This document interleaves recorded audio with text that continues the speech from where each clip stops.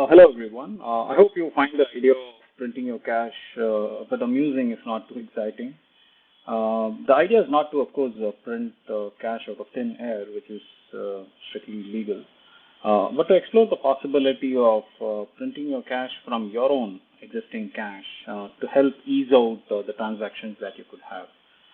The idea is very similar to how casinos make this happen through colored chips, right? So if you have seen in movies or in person, casinos typically don't deal with real cash, but rather they would deal with colored chips, and a chip of a particular color will have certain value. And in certain cases, you may not have a currency note in your local currency for a specific colored chip. For instance, there may not be a $2,000 bill in your for public use, but that could be a chip of a specific color that be valued at $2,000. And the idea is to ease that transaction in that environment that is within the casino, right? Uh, so we would soon explore the motivation for why we want to try this, which is to print customized cash. But still, suppose you pursue a foolproof technology solution that would allow us to implement printing customized currency and use that to transact anywhere, right? When you try to do that, or when you try to design that foolproof technology solution, you are most likely to land on the idea of blockchain. Right. So once again, hello seekers. I'm Rama, and through a series of videos, I'll be simplifying the concept of blockchain. My experience with the literature on blockchain in the internet has been far from satisfying. There's a lot of content out there.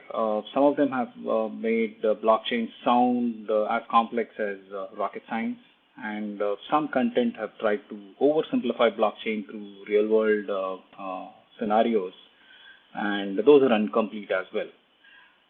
So my pursuit through these set of videos is to simplify the concept of blockchain without oversimplifying it, and assure you to the path to knowing blockchain technology completely. To me, the truth of blockchain lies in the white paper authored by Satoshi Nakamoto in the year 2008. This white paper is 9 pages long, and it is both math and tech heavy. We're not going to start with this white paper at all. Rather, we're going to start with a real life pain point that we all face at some point in time, almost daily. And we will try to motivate ourselves to designing a foolproof solution to eliminate that real world pain point. You'll be surprised to see how that journey leads us to the idea of blockchain naturally. And in pursuit of designing that, we would have tested every aspect that is covered in that white paper of Satoshi Nakamoto. The real-world problem that we will talk about is the cash recounting problem. And before we talk about this, let's talk about cash in general. Cash gives us a lot of convenience compared to any other legal tender like a credit card or a debit card or anything else. Just like gold, it gives us a lot of confidence. It makes us believe that things are under our control, and it gives enormous convenience in transacting, in making a peer-to-peer transaction. But if you observe, there is also a challenge to it. And I want to talk about one specific scenario that I encountered, and it's something that we all encounter all the time, every day in and day out, right? So recently I was with my dad. I had accompanied my dad to a hospital, and it was a small hospital. The lobby was hardly accommodated, like 10 people. And my dad was there waiting for his turn, and at one point in time, he took some money out of his bag and he counted that cash. And he counted it to be like 2,000. It came out to be around 2,500 in the local currency. And what he did is he gave that to me and asked me to count it, just to be sure. And I counted it again, and it was, yes, it was 2,500 in the local currency. I went ahead and paid on my dad's behalf.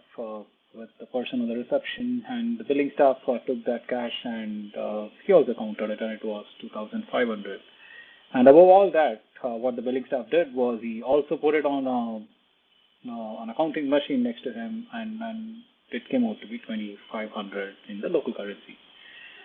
Now that got me thinking. Now the same cash was counted by 4 different people in that same 10 by 10 room, and I just wondered if at all there was a microchip in that in that cash to count the number of times that cash that currency note ever got counted.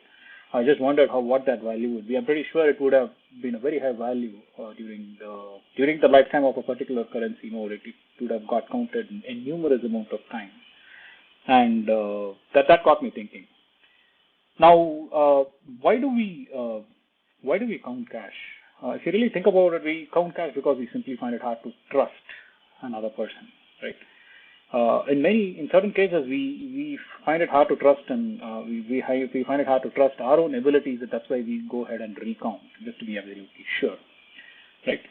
So, and that is the moment which got me thinking about blockchain, and this whole video and this whole series was born out of that. And in fact, you can apply the idea of blockchain to any situation or many situations that involve lack of trust. And any situation that has a trust deficit problem, right? And if you try to pursue a solution through technology, one is more likely to land on the idea of blockchain. Now, coming back to our cash recounting problem. Now, how do we eliminate this? Right now, we clearly see the convenience of cash and the pain of cash as well in terms of recounting cash. One obvious option is to look for an alternative for cash. Something like you can go for probably a demand draft or a check for 2,500 units in the local currency. But the challenge with that is it's no more peer-to-peer, because you're bringing in a third party like a bank for between 2 people, and the bank gives that guarantee and offers that honors that check or gives you that demand draft, right? So and our pursuit is to find a solution to avoid this whole cash recounting problem without introducing a third party. How do we do that, right? What if we had an option of a custom cash, right? Think about a scenario where there is a currency note for 2,500, and if my dad had access to that, all what he would have done was brought that $2,500 cash and given it to the person in the teller, given it to the person given it to the billing staff. And he or she would have just seen that, checked that validity, and the transaction is done. There is no counting business here, right? One note and the transaction is done, and it's a lot productive, right? Cash recounting is also a waste of time if you really observe. Keep doing that again and again just to be sure. Just because I'm unable to trust another person, I count cash. Just because someone else is unable to trust me, they count the same cash, and that is completely eliminated if you have a single currency note for a particular denomination. Now, the challenge, of course, is that these notes are to be are generally built are printed by central authority, possibly the treasury, and it's not going to be optimal for them to print every possible denomination in bulk. Say, for instance, if the transaction amount is 2,600, then you end up with the same problem, right? You've got to still count more than one currency note, and you have the same challenge. What if you think through and see that what if you as an individual has an ability to print that custom cash on a need basis, right? Say you have probably 2,500 units of currency in your in different denominations, but what if you have an apparatus or a device through which you can convert that into one single bill, and if that bill is going to be recognized across by any party, right? Now, what would it take for us to build that, to build that technology solution? Well, there are a lot of other aspects that are non-technical that will decide the feasibility of it, but we'll pursue that from a pure technical standpoint. And if we were to design a machine that would print that custom cache, how would it be? What are the considerations that we should have to make it foolproof, tamper-proof, secure, such that there is no it works, right? So that is going to be a pursuit of our next video, where we will design that system in 10 steps. We will address every possible loophole in that in each step through a design consideration, and we'll see where it takes us. Thank you. If you did like the content that you just watched, please do like, share, and subscribe this with your friends. Thank you.